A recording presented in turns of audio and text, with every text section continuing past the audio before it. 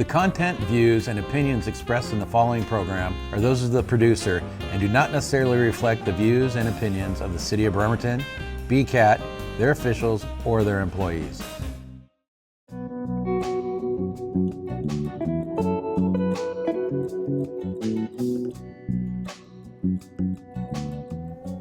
Welcome to Conversation with a Community Leader, brought to you by the Leadership Kitsap Foundation.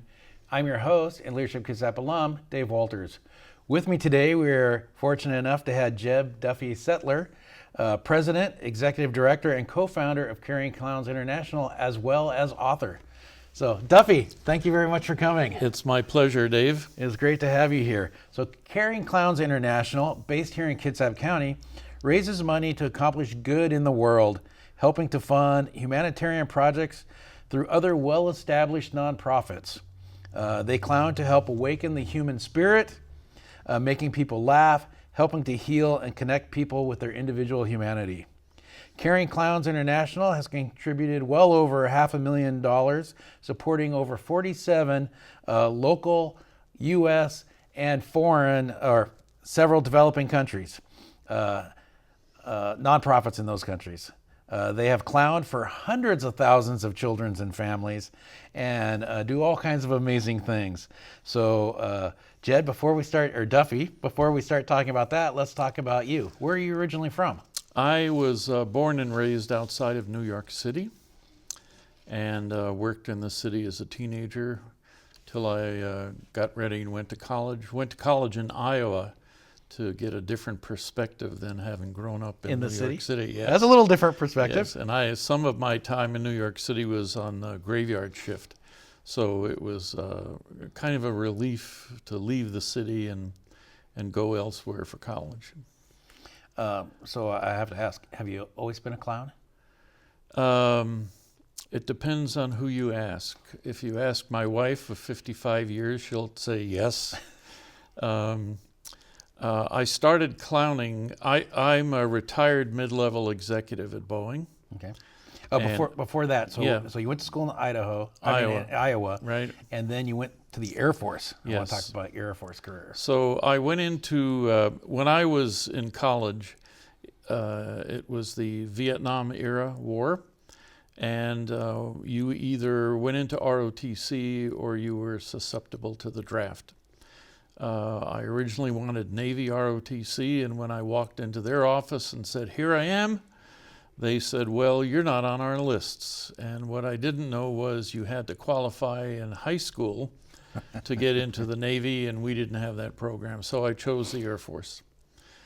So I was in Air Force ROTC, and I wound up as the cadet commander and all those kinds of things, which actually gave me a huge advantage when I became a second lieutenant when I graduated from college. Okay, and then where were you stationed? I got 3 things when I graduated as a distinguished military graduate, I think they called it. One was my choice of command, my choice of location, and a 30-year guaranteed commission, which was unusual then. Now it's extremely unusual. I think it's only about 10% of the academy graduates that are offered that. So I wanted to do something with people. I chose the Office of Special Investigations, and I chose Washington, D.C. So that's where I had my entire career. Oh, okay. And then how long were you in the Air Force? I was in for 5 years. And I was immediately asked I was trained in counterespionage. And that was a conflict for me because with another agent, special agent, we had started a scout troop through his church in suburban Maryland. And I didn't know how I was going to resolve that. It fortunately got resolved for me. I was asked to take a full colonel's position in the Pentagon in the intelligence business. So I spent most of my 5 years doing that. Which must have been very interesting in the middle of the Vietnam War. It really was. We were responsible, and I worked the security for, at that time, the covert SR-71 and U-2 aircraft, and it was the beginning of satellite and the beginning of drone activity, and we had some of that as well. Okay, so how did you end up in Kitsap County? Well, when I resigned my commission in the Air Force and my wife and I got married, I was offered a job with Martin Marietta in Denver, and I was a very big fish in a very small pond. Mm-hmm. And because of the function that I was doing, I had to report to the highest level of management, so I reported to a senior vice president. And I was there for 3 years, and I had helped a senior vice president at Martin, because of contacts I had, get a job at Boeing. And about 6 months after he got there, he called me and he said, "Boeing needs you here." So I left Martin and went to Boeing, spent 27 years in management, and then I retired. And then, so the books you've written, I know you've written quite a few. You've written, I think you're working on your fifth? Fifth and sixth. Working on your fifth and sixth book at the same time. They've generally been leadership oriented, and I know you even have one designated kind of for children. Yes. I didn't bring a copy of that. I wish I had. Have you always been a writer? I started writing verse, free verse, so it's not rhyming verse, and that really started when I went clowning in Vietnam, and I was so taken emotionally by what we did and what we saw, and the kids we interacted with, that I started writing verse, and I wrote it on my hand as it came to me. I wrote it on napkins, anywhere I could, and I came back from that first trip in Vietnam and wrote the book called Behind the Grease Paint that's here. I think it's about 35, 36 verses. So that was really the beginning of my writing. And then I just branched out into other things, as you said, primarily relating to helping people develop effective relationships and leadership and those kinds of things. So what year was your first clowning experience in Vietnam? It was 2001. Okay. And I came back from that trip so taken by what I saw. I sat down with the other 4 clowns and said, I want to start a nonprofit. I want it to be around clowning, so we can bring joy to people, even if it's momentary. And I want us to be in a position to raise money and vet other nonprofits, as you had read, who are involved in working with children and families, so we can give them grants. And there's an update to what you read. We've now given grants to about 65 nonprofits. Oh, 65 nonprofits, wow. 2/3 in developing countries, 1/3 in the United States. And then, so let's talk about Caring Clowns International. So what does your organization do? We clown, obviously, and we clown locally, and we're always looking for places to clown, and we clown internationally. Okay, so your clowning is to raise money, is that? No, our clowning, well, partly. I want to make sure I understand. Yeah, so the clowning is just for the joy of clowning, okay, and connecting with people. Okay. As our motto is enriching lives through joyful connections. But then we do have that second part of our mission, which is to give money away.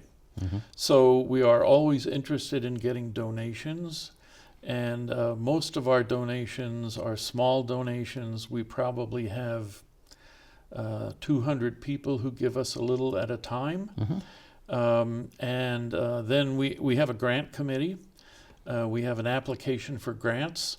They review it. They make a recommendation to the board on who we ought to give money to and how much based on the applications.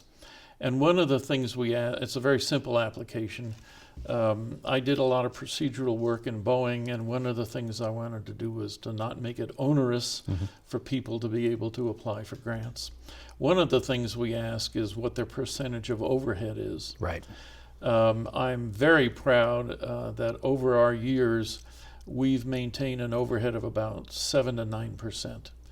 And that's purposeful, and it's because, and other nonprofits that are good now in the United States have an overhead of up to 35% Yeah, or I was going more. to say it's a pretty substantial number. Yeah, and the reason that is, even the ones that are really well run, because they hire people. Some, even as nonprofits, some of their staff are paid.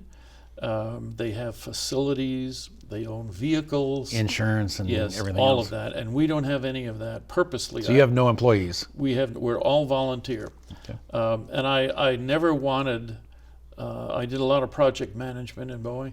I never wanted to be in a position where we had to have money to pay for things.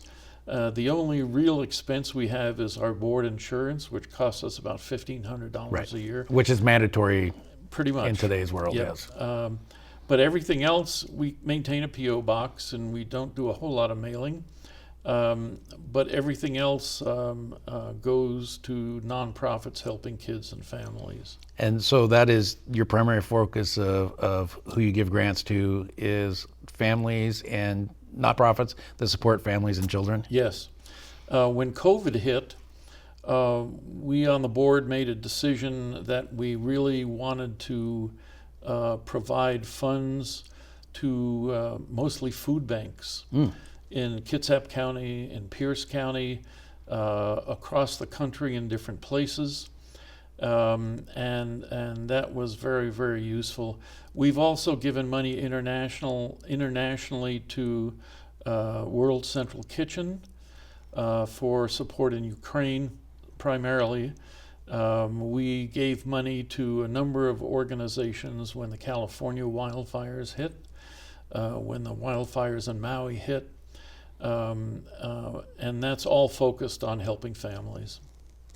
And there is something unique that you guys do with another organization in South America. Would you expand upon that, please? I would be glad to. So 2 years after we got started, I got a phone call from a doctor who at that time was with Brown University Hospital.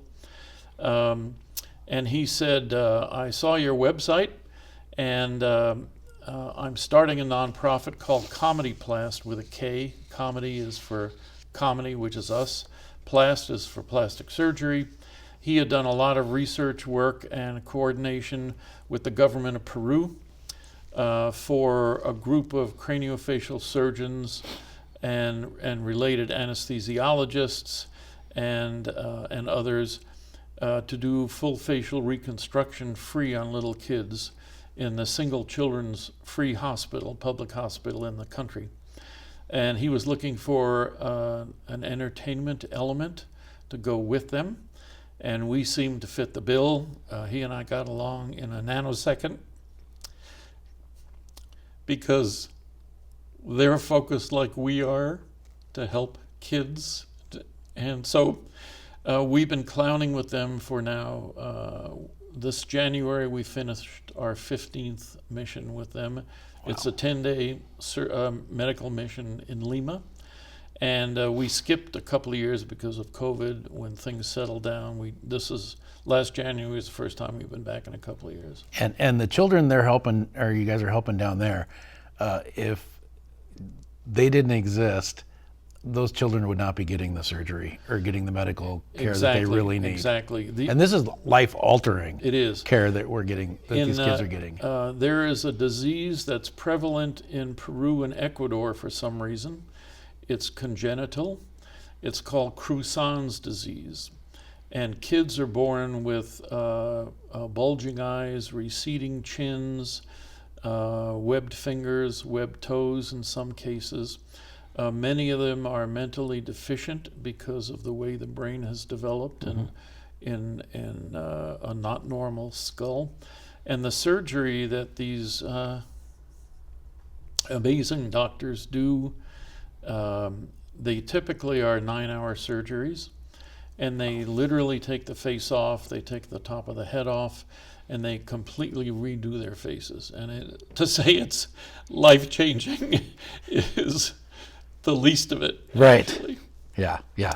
His website has outstanding pictures of it. Yes. So you can kind of get a taste for what that is. And that's available through our website under the Friends banner. And how many clowns do you have on your clown roster? Right now, we don't have very many. There are only about 10 of us. At one point, we had about 50 clowns across the country and in several other countries. But things have just kind of calmed down a bit. Since COVID, we have not been able to get any gigs locally. Okay. And the only international activity we have now is in Peru. I've been in 10 countries clowning, from the Dominican Republic to Vietnam 7 times, Peru 15 times, Uganda, Ethiopia, and other of our clowns have been in other parts of the world as well, representing us. So how are you funded? We're funded strictly by donation, Okay. and when we can get gigs where organizations are willing to pay us to do primarily ballooning at their events, and just to kid around with adults and kids, we get funding that way. But like I said, since COVID, we've not had any paying gigs at all. So what can the community do to get involved and to help your association? Thank you. There are really 2 things that we could use. One is, if people are interested, we put on a clown school, and it is 2 weekends typically, and we teach the basics of clowning. It is a real commitment for people to do that. And we've not put on a school for quite a while because we've not been able to find anybody who wants to make the commitment. We are really in need of clowns.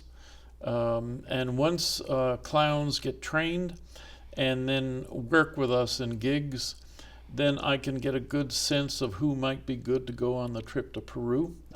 And but that's not every clown. Comedy Plast normally pays airfare for 4 clowns to go, as we did in this last trip in January. So one thing we're really interested in is to find people who are willing to clown and would really enjoy the experience of it. And the second thing the community can do is to take a look at our website, communicate with me and other clowns, and see if there is a way that they can help us raise money. Okay. And of course, cash donations are always welcome. Certainly. So what's next for Caring Clowns International? Well, that's a really good question. I'm not sure. My goal, as you could read on the website when we started this thing, is to give away $5 million. I'm afraid that's going to have to be the next executive director, because we have $4.5 million to go. What's next for us is to continue our outreach to the community. We have done a lot of non-paying, community-oriented things that we just absolutely love to do. So this whole thing is not about money.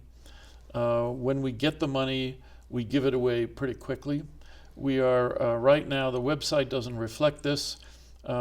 We have just given away about 18,000, and I haven't gotten with our webmaster to update the website. So the real focus is, how can we get engaged to bring joy to people?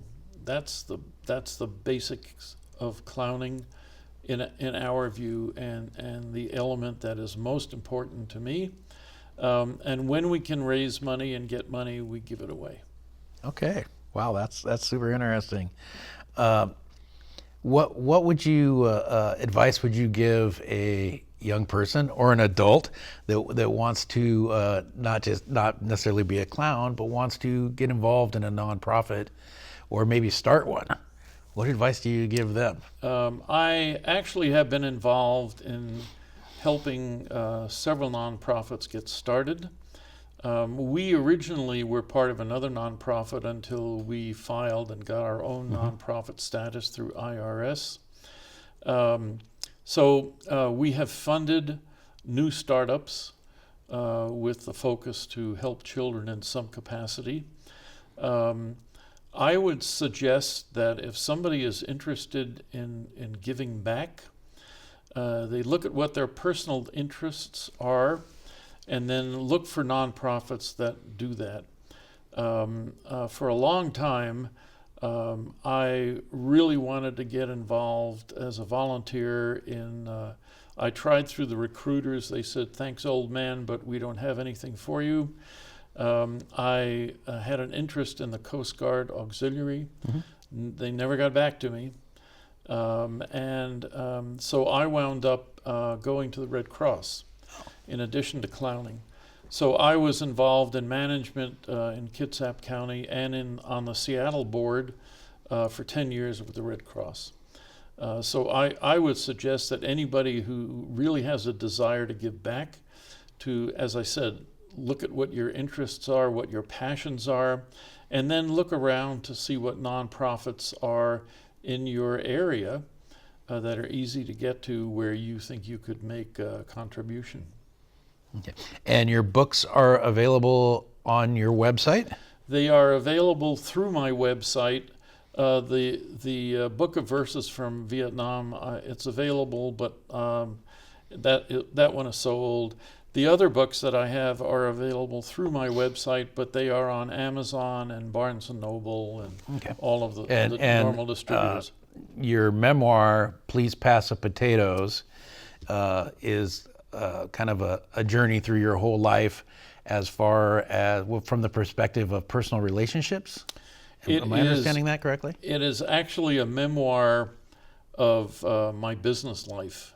Oh, okay. And the ups and downs. I had mostly ups, but I had a few downs. I was fired at one time. But it is through my career the consideration of relationships and how you can have good relationships, what happens when you don't have good relationships, and those kinds of things. So in one sense, Please Pass the Potatoes it's a memoir, but through the memoir looking glass, it's essentially a teaching book. So kind of a relation-based leadership. Yes, it is definitely a leadership book. The other book that I didn't bring that you can see on my website is called The Lion Who Flinched, The Cub Who Would Be King. And I wrote that about 14 years ago, didn't know what to do with it, held on to it. When COVID hit, and I saw what the isolation was of youth, one to the other, I decided it needed to be published. It is a parable about a young lion cub in the Gur forest in India, which is the last refuge for Asiatic lions. And I did some research to make sure that some of the things I described, even though I described them as humans, were actually how lion prides work. This little cub is the son of the most ferocious king, and he runs his pride through total fear. That's how he maintains control, which is how lions actually maintain control. And then he learns other ways to manage when he becomes king of his pride from his grandfather. So he has this view, the views that conflict, and he has a capability to record in his head little videos of his experiences. And out of each of his experiences comes things that he calls Spirit of the Lion lessons. And those are the teaching things, differently than in the Potatoes book, but similar kinds of things. And I wrote that. It's published as a workbook, so it's a little bit larger format than either of these books. And at the end, I wrote an appendices to help adults understand introspectively the kinds of things that the book talks about in preparation for them having discussions with their cubs. So that appendix is in 2 pieces. Oh, interesting. As an example, the first lesson in the book is about fear. So in the appendix, for adults, it is think of something that you are afraid of, analyze that, what creates that fear, what could you do to dissipate that fear. That gives the adult, whether it's a parent or a guardian or whomever, the ability to think about their own experience, and then there's a section on how to relate that with your cubs. So that is definitely a teaching book. It is being used now for going into the at the end of the 3rd year in a 4th grade reading class in Texas, where I've had the opportunity to Zoom with the classes, and just to have a 9-year-old child understand that it's better to be we first, which is embracing everybody, instead of me first, which is focused on me, which is one of the premises of both of those books, is just amazing to have a child understand that, to be able to think about it, to adopt it as they grow. When I was at Boeing, I did a lot of mentoring. I mentored a fellow who, just as I was in the 2nd draft of that book, emailed me, and this is like 20 years after I knew him, and he said, I just wanted to thank you. Because of our mentoring, I'm now doing what I've wanted to do as a career. I'm a professor at Bellevue College. And I said, well, Eric, I have this book, because his program is informatics with a strong focus on leadership. Long story short, he's been using that with his classes, and they've been doing exercises based on the book. And I've also had the opportunity to Zoom with his classes a number of times, which is just very humbling. Super fun. So I'd like to thank you for being on the show, for all the amazing things that you and Caring Clowns International does for our community and way beyond our community. I think the joy that you bring into people's lives will pay for generations. So that is just amazing, and thank you very much. Thank you. Please visit caringclownsinternational.org and jedselter.com for more information about Duffy, his organization, and the books that he's written. And of course, leadershipkidsap.org for more information about LK. Thank you for joining me, and I look forward to next time on Conversation with a Community Leader.